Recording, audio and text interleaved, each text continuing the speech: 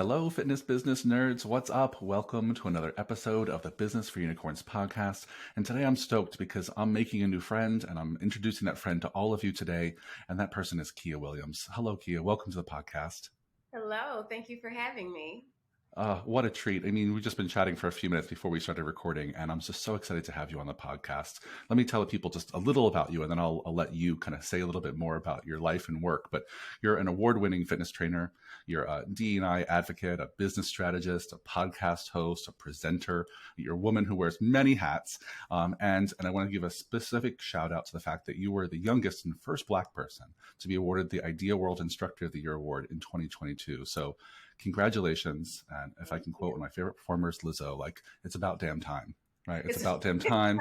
So, so good for you and congratulations. Thank you. Thank you so Yeah. much. I do appreciate that. I do wear a lot of hats. I like to stay busy and I like to be in everybody's business. So Fantastic. Can you just maybe say a little bit more about, how you think about your career up until this point and share with our listeners a little bit how you think about what you're up to these days? sure. What do I think about my career? I'm actually quite satisfied with all of the opportunities that I've taken, the opportunities that I've said no to. The power of the word no, it is a complete sentence. But I'm most proud because I try really hard, actually. I do. I put a lot of effort, thought, even research in all the decisions that I make because I do want to leave this world a better place than I found it. I want every single day to hopefully be a better experience than the day before. And just make a good impact.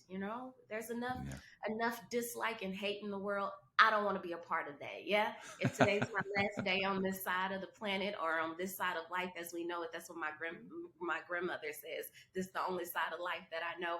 I just want it to be satisfying. All right. Yeah. Amazing. Amazing. And what kind of work are you doing these days? Sure. Lots of fitness work. So I am involved in, and I truly do enjoy all categories of health and wellness. So I'm doing a lot of podcasting, a lot of content writing. I've been getting a lot of outsource requests from fitness business owners and new entrepreneurs who just want a little bit more help, especially in the writing area, content writing, copywriting, of delivering great quality, persuasive language and communication to their audience. So I really do enjoy doing that. I am still a global presenter. I hope to retire from that, not today or tomorrow, but in the long run. That's my end game. I'm a global presenter, creative writer, business leader, program specialist. I'm still leading group fitness certification courses.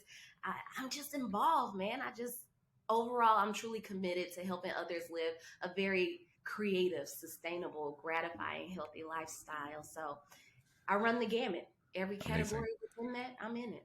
Amazing. Good for you. Good for you. True Renaissance woman. That's, just doing it all. And, and I love that energy and attitude about it. Like, I just want to do the most good I can. So I'm going to do it in all the ways that I know how. So beautiful. So there's a few things I want to pick your brain about today. And I'm going to try and discipline myself because I really, when I was preparing for this, thought of a million questions, but I narrowed it to just 4. So I'm going to do my best to stay. 4 is my favorite and my lucky number. So you're good. Good. You're on the right We're track. doing it. We're doing it. And so, this, my audience, listening to this podcast right now, they're primarily brick and mortar gym owners.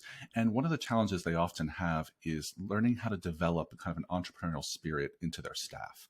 Right. They want staff who's really interested in helping them grow their business, being partners in growing the business. And I thought, well, heck, I'm talking to the, Ideal World Instructor of the Year. So I'm curious, in your perspective, what does it take to be a great trainer these days, in 2023? What's it take to be a great trainer who can be really skilled on the floor and with clients, but also really think of themselves like a business strategically? So how do you think about that in yourself? Absolutely. Within myself and sort of my professional expectation of those who I have the pleasure of supervising or consulting with, a good trainer is someone who stays relevant. Not relevant as in I want to make sure that I'm on the top running network on television or social media, but relevant to your target demographic. You're speaking their language, especially as it evolves, as they evolve. And we understand in business that if there are any kind of external environmental changes, whether it's political, social, economic, it impacts the people who engage with us, our consumers, our clients. So staying abreast of what those changes are and how they impact them. So individuals like you who study organizational people in psychology, we kind of want to dive more into our research and understanding of the human experience and how far that goes, or maybe even partnering with therapists, psychologists, and counselors who can help us better communicate with our individuals. But also with relevancy comes credibility. So making sure Hmm. that we're always constantly learning. Yeah. Because although we think we have a really good thing now, science is always changing. It's always being challenged. So I expect myself and those who I surround myself with to constantly challenge what we think we know, because tomorrow is always a different day. Um, to the point that you were making about actual large businesses expecting their employees to have this entrepreneurship attitude, I would rather say solopreneur, because they're expecting us to be it, just to be us, that one thing, that star power, especially how we show up on social media. That some people believe that that's free marketing and advertisement, because there are millions and millions, maybe even billions of people who are utilizing social media platforms and vehicles for communication. But showing up as your own brand, so understanding what your pitch is, how people perceive you, how you want people to perceive you, the story that you're telling about not just yourself, but why you are significant, why Mm. they should trust who you are and what you're delivering, and stay loyal to you and not go elsewhere, because there's the market, all markets, not just the fitness market. All commercial markets are super saturated right now. Hmm. We're all crabs in a barrel trying to claw our way to the top to be seen, so that we can, make money, commerce, keep the lights on, food Yep. on the table. But I think I know, in my professional opinion, what has successfully made me successful, by my definition, made me meet the goals that I've set out, is that I understand my target demographic, my niche. I understand the people I'm engaging with. How do I do that? I do a lot of investigative work. Sure, Hmm.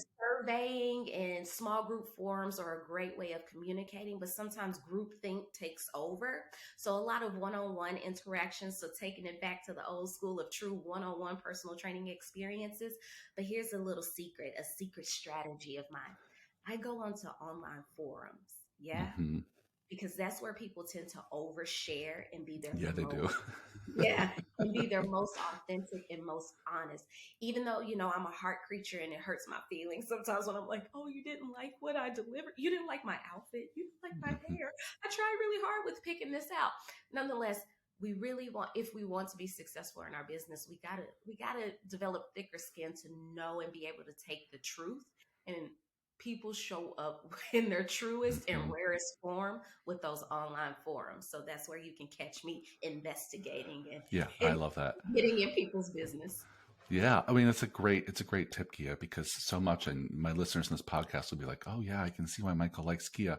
I talk about the importance of feedback almost all the time on this podcast, and you just nailed it, right? If you want to be relevant, and I love your definition of relevance. Relevance is that you're constantly keeping up with what your avatar needs, who the person is you're serving, and you're learning more and more every day about what they need and how you can help them. And I think that the fact that that's really born out of a dynamic conversation about feedback is, am I delivering things in a way that's landing with the people I want to serve? Are they liking what I'm putting out in the world? And if not, how do I keep learning and improving so I can helping more of them, serving them better, serving them more efficiently, charging them more, right? All of that. Yeah. So I think that's such a beautiful way to think about it, that if you want to be an amazing trainer in 2023, you have to stay relevant. And that definition of relevance is so great, Kia, that, it's how you serve your people. Can you get better and better at how you serve your people? Yeah, beautiful. I want to maybe take a tangent from that, which is, let's just say that all the people listening are like, yeah, I am doing that. I'm upping my game. I'm on the forums trying to figure out what kind of feedback people have for me. I'm surveying people, taking clients to lunch. But now I want to know, how do I make myself stand out amongst all the other folks who are doing that?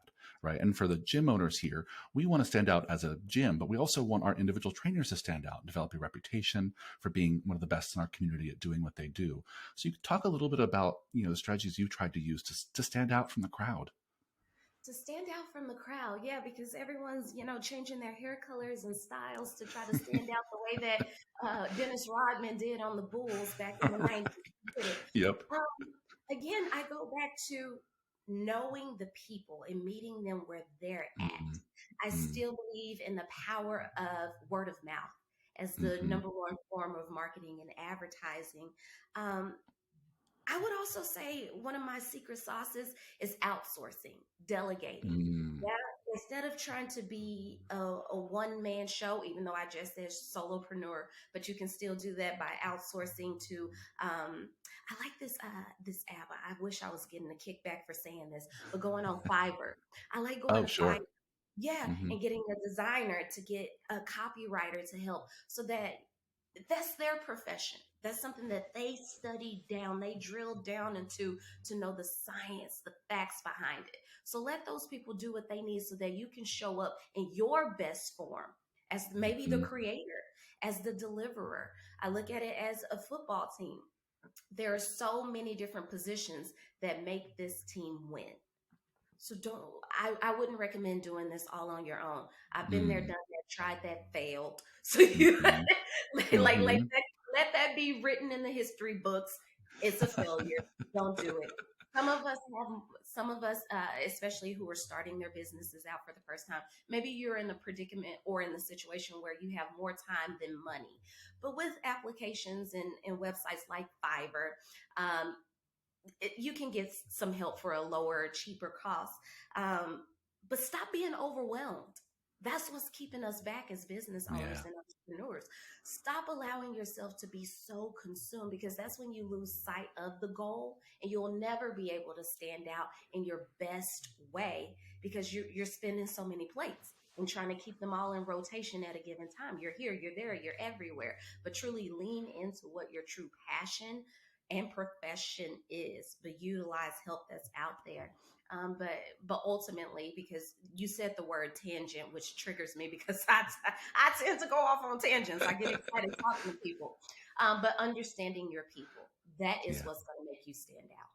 Yeah, I think that's a great kind of lens for that as well, which is, the way you stand out is that you create a great reputation that drives a lot of word of mouth.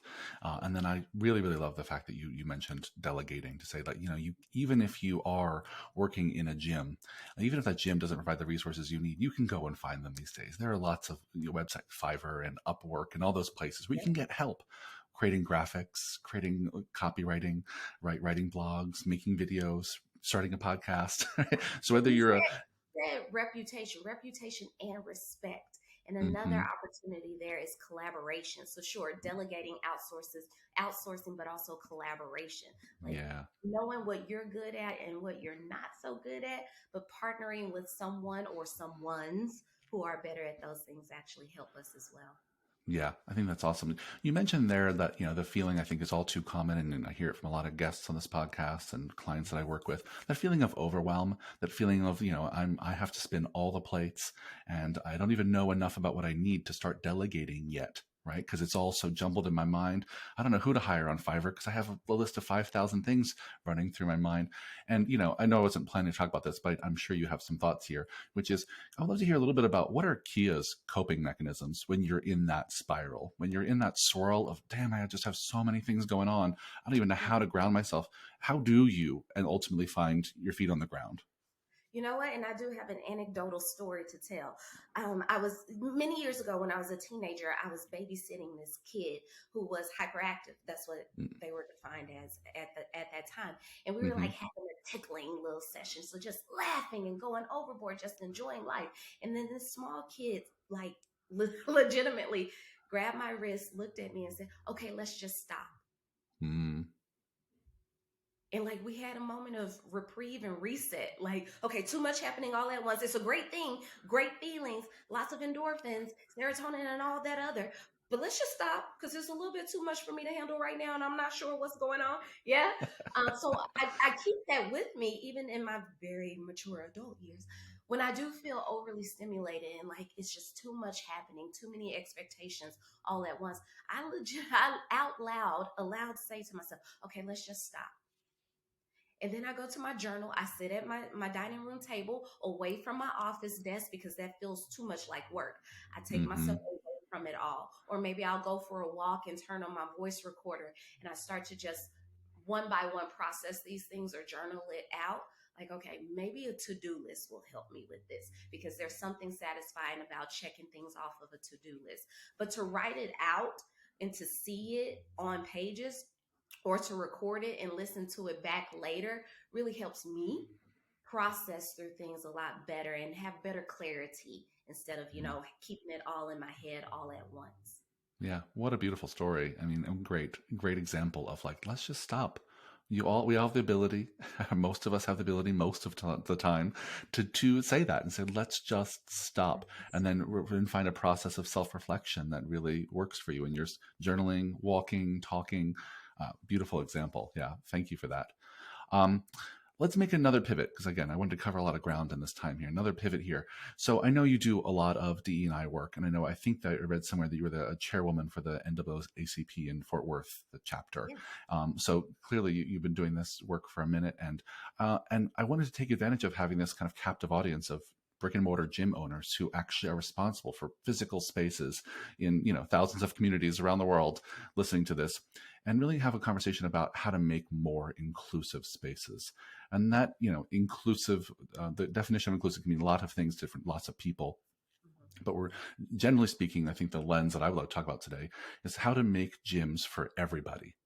Right, I really do mean it as that broad lens. Everybody. And so I wanted to hear a little bit about what have you seen that is the most successful. What are some successful strategies you've seen to really making gym spaces more open and accessible to more people?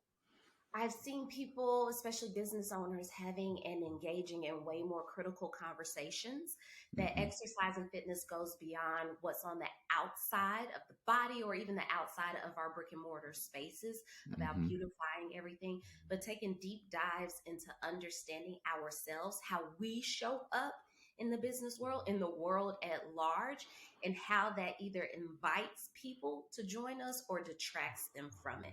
So I'm seeing a Mm-hmm. lot of great critical deep dives and understanding our business practices, our marketing and advertising, but also more fluidity, pardon me, in the services that we offer. We understand that, especially because sometimes we feel like we're ping ponging back and forth. From a business standpoint, we say niche down, find your target demographic. But that doesn't breed the image of true inclusion if we want to be for everybody, as you said. Um, but more so, inclusion is just making the conscious effort to not exclude. Although we Mm-hmm. may have our niche of, I don't know, for example, this is a yoga boutique studio.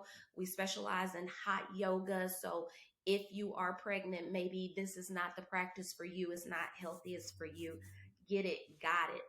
But if we understand that there are a number of pregnant people who would like an opportunity to engage with us, we find a way to make our practices more fluid. Maybe we could have a cool space or just a normal temperature, regular temperature space. Maybe we can take our practice outside every once in a while. Maybe we can have a mobile yoga studio that wouldn't be so much of a burden to us that we couldn't, sustain Mm-hmm. in a way that makes people feel like we actually care Yeah. about their human experience. We're looking at all the data and research and statistics about how exercise is medicine and we need to make it for everybody. And we understand that there are certain marginalized groups or disenfranchised groups of people who aren't afforded a fair opportunity at engaging in these preventative measures. So what are we going to do to fix it instead of just continuing to quote and regurgitate what we read? Mm-hmm. What are you doing with the material, the information Yeah. that you've received? Yeah. Yeah. Yeah. I think it's a great starting place, Kia, that, just make sure that you're not excluding, right? Like be conscious of the places where you are choosing to close your door to Mhm. people of this ability or this price point or this type of body or this movement preference. Like, I think just starting there, I think is so great. And I know I've worked with a lot of gym owners, in our group, which is called the Unicorn Society, that do a lot of creative things to make their doors open to more people. They do Yeah. community classes that are pay what you can once in a while, right? They often will, have little scholarship funds for people who can't afford their rates. They'll have different styles of classes where people have different movement preferences or abilities, right? And so there's doesn't have to be overhauling your whole business model to make your Oh, space more open. So I think I love well, that let starting me with just like, get. add to Mm-hmm, that because you got me thinking about another example of what I do in my own personal business. Again, we research what's online of what's working, what's not working. Our numbers tell a story about our business, blah blah blah.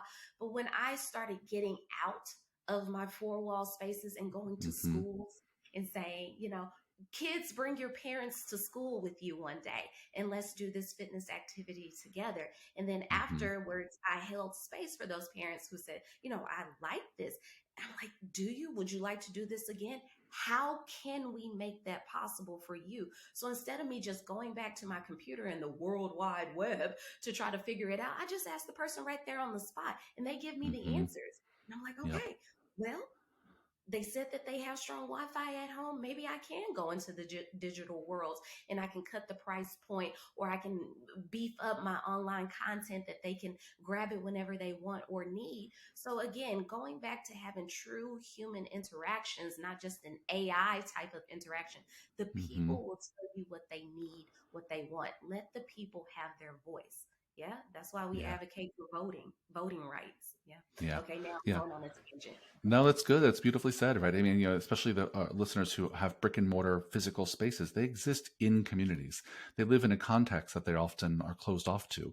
So going outside of those four walls, understanding who is in my community, who has felt welcome so far, and who has not felt welcomed yet, and what can I do to reach out to them?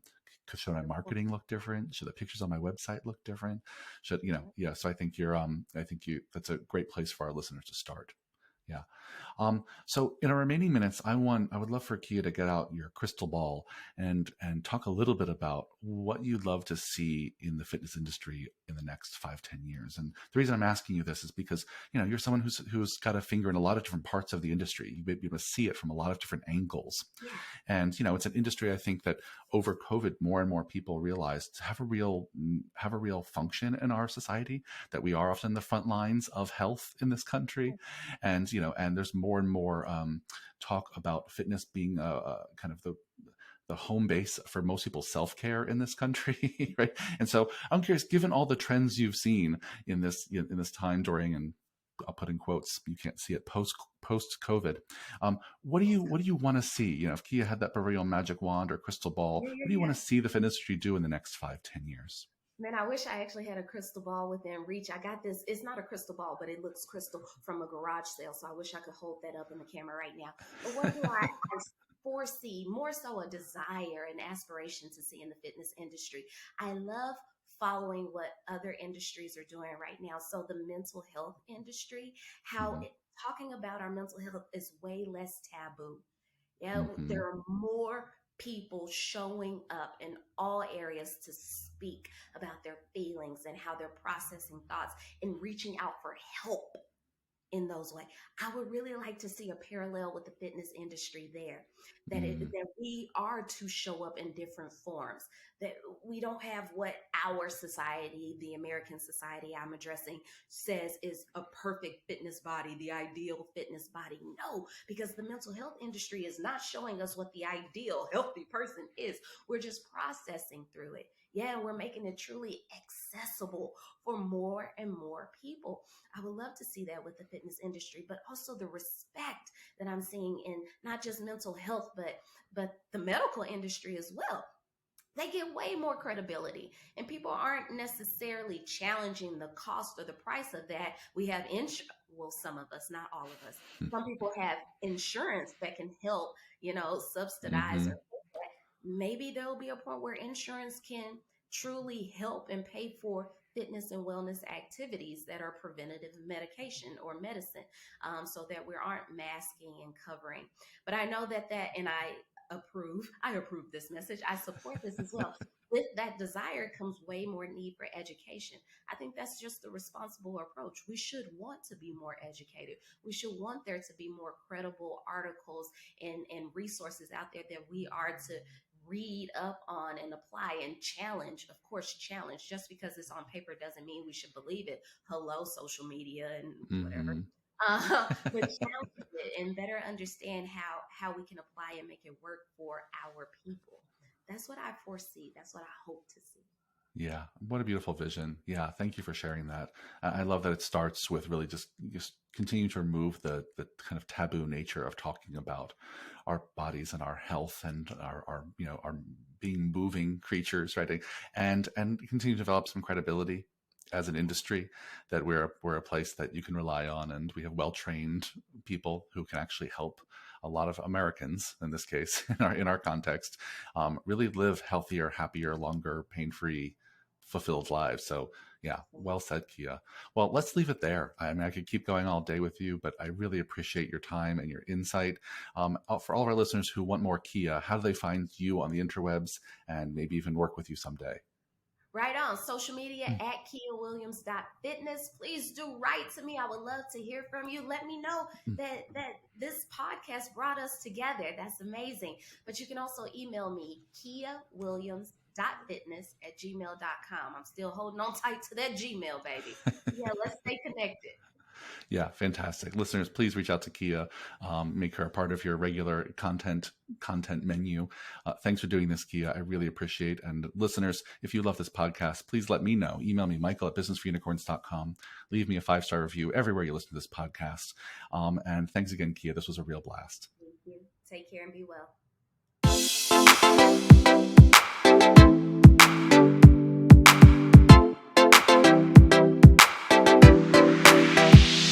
Hello, fitness business nerds. Listen, I know that you are interested in running a successful training gym.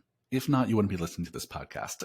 And lucky for you, our friends over at Kilo make running a successful gym easier than ever. Basically, Kilo is an all-in-one platform that helps you get more leads, helps you sell more memberships, and helps you keep those members longer. Sounds magical, right? I mean, here's how it works. First, they build you a fancy new website very quickly. Then they give you marketing software with kind of done-for-you content that lets you email and text leads, lets you manage all your contacts, and lets you book appointments. Finally, you get a gym management system where you can manage all your classes, collect payments, and track your key metrics, all in one place.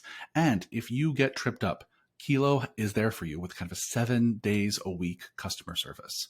I mean, you can't find that on platforms these days. It's incredible. So to learn more, go to usekilo.com. Tell them me and Mark sent you, and they'll basically waive the $1,000 setup fee. You can't beat that, my friends. Go do it now. It's usekilo.com, usekilo.com. Tell them we sent you.